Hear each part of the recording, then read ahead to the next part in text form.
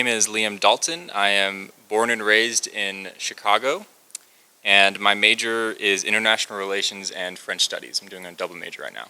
So this first one, I'm only going to be playing two. This first one is, I just named it 10 minutes ago. It's called Start. I wrote it because I actually had heard a song by John Craigie, and it's called Dissect the Bird. Am I allowed to say that on camera? Yeah? Okay, I just want to make sure that I'm not going to get sued for that. Yeah, it's called Dissect the Bird, and he writes about how sometimes people try too hard to write songs. And so I've kind of struggled with writing music, and I've just had a hard time knowing what I should write about and how I should express things that I feel. And so I wrote this song in an effort to explain that process. Obviously, it could be applied to, I think, anything. It could be applied to whatever you're passionate about, but this is just something to me that describes my process of writing music and finally getting to this point. So.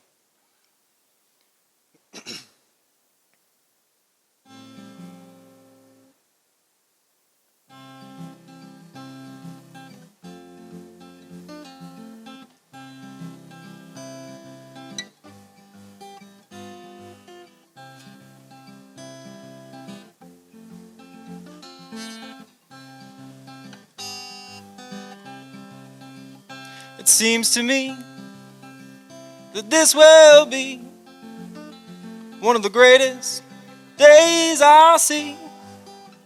I wrote this song with much to say now, but I'd rather be on my way. So I picked you up, I threw you down, you turned my life all around. But I still can't begin to explain these thoughts in my brain. I met some heroes, some villains too. Every one of them, they were all true. My uncle taught me before he left, you give it every chance you get. So I picked you up, I threw you down, you turned my life all around. But I still can't begin to explain these thoughts in my brain. Alone in the room, just me and you. Maybe tomorrow they'll be here too. I don't want much, I have what I love. I want you happy with who I was. So I picked you up, I threw you down, you turned my life all around. But I still can't begin to explain these thoughts in my brain. I've tried and tried to recognize feelings in my heart. Maybe now this will be a humble, yes, a humble start.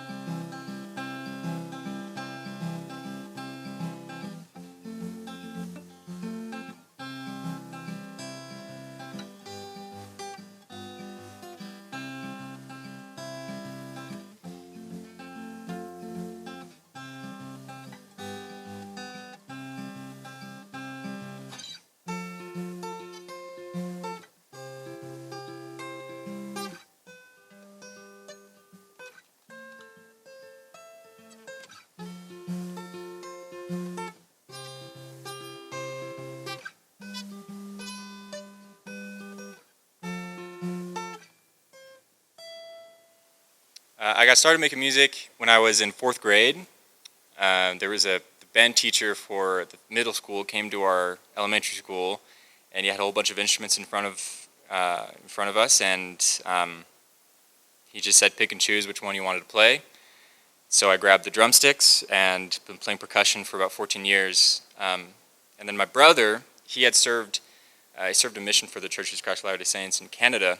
Right before he left, he would teach me a couple songs on the guitar. I was probably 14, and he told me right before he left, he said, "Don't touch my guitar while I'm gone." And sure enough, the day after he leaves, I grabbed his guitar and just got hooked and been playing ever since.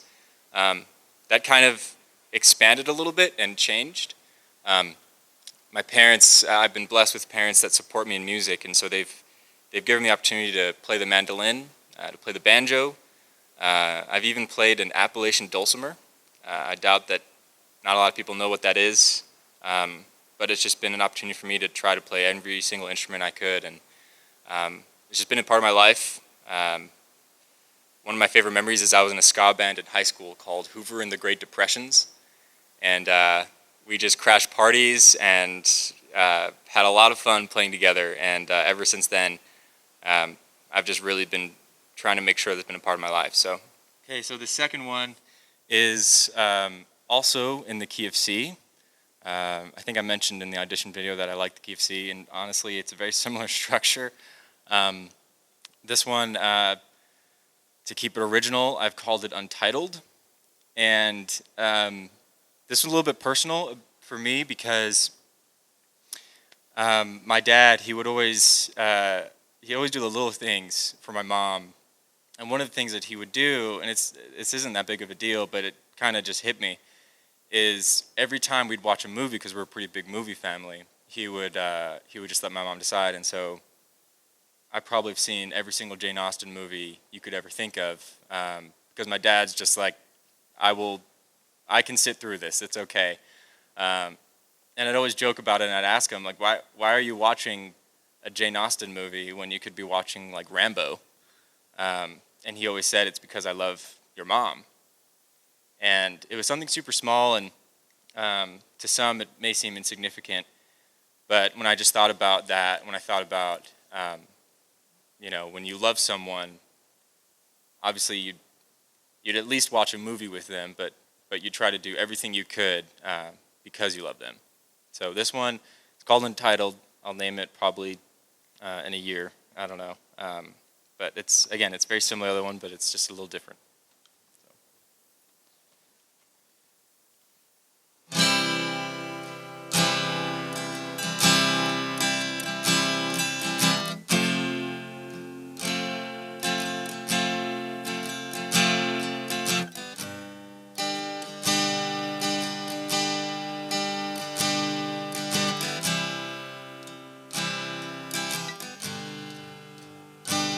I know I'm not one to give advice. I know I'm still too young, but I'm grateful I had my dad who knew how to raise a son.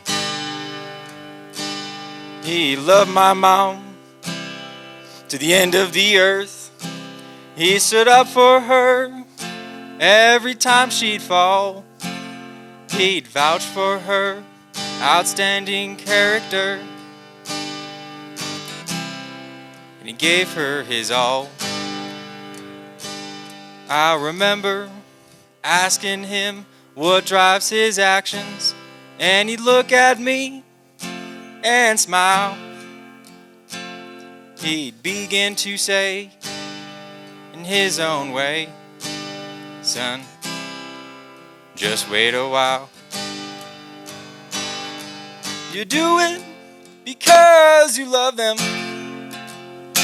no matter what they ask of you.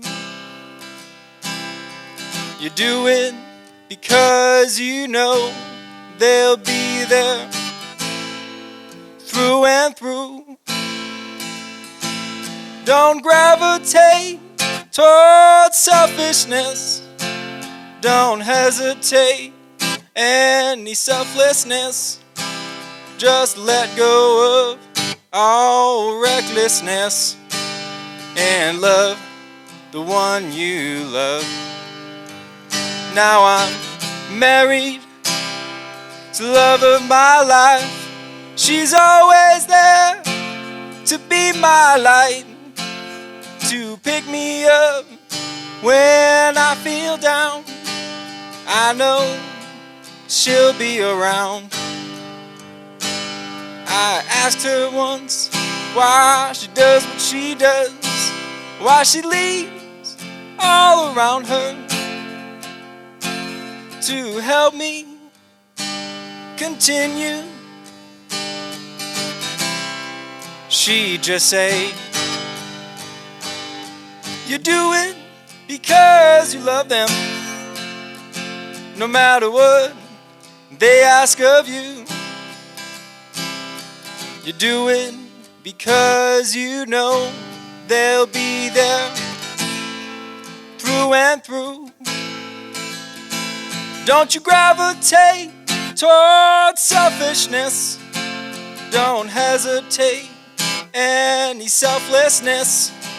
Just let go of all recklessness and love the one you love.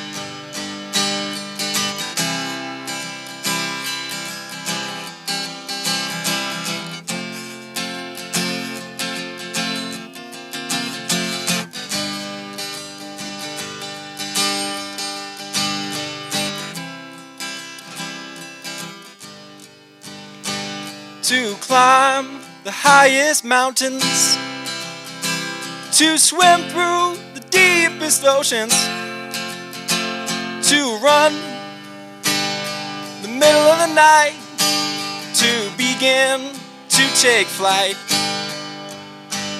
What my dad felt and how my wife feels, how I know to love someone the same way. You do it because you love them, no matter what they ask of you. You do it because you know they'll be there through and through. Don't you gravitate towards selfishness. Don't hesitate any selflessness. Just let go of all recklessness and love the one you love. That's a great question. Where do I draw my inspiration from? I think that for me, some of the artists that speak to me on a musical type level, I've been a big fan of Elvis Presley ever since I was a little kid. I'm a big fan of Jack White. I'm also a pretty big fan of a few lesser known names such as Raylan Baxter, the Wood Brothers, and there was someone else that I actually started listening to recently. He passed away last year, but he was one of the greats in folk writing, and I started to listen to him more, and he's kind of been a huge influence in my life. He's John Prine. And so I think that in terms of influence, I feel like those 5 groups right there, there are a lot of people that I find to really kind of share the same sentiment that I share in a lot of things. So what do I want my listeners to feel in my music? I don't know. I never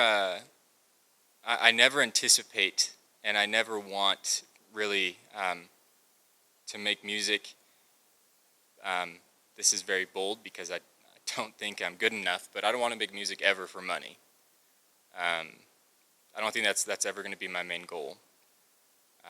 What I want my listeners to feel and know is I want them to know that there's someone out there that shares same sentiment, that shares similar emotions, that feels very similarly, and that can be there for you.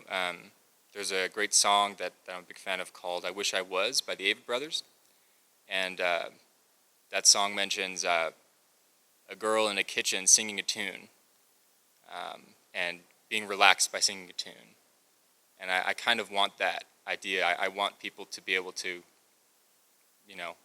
sing my music when they want and enjoy my music and just kind of be connected in that way. So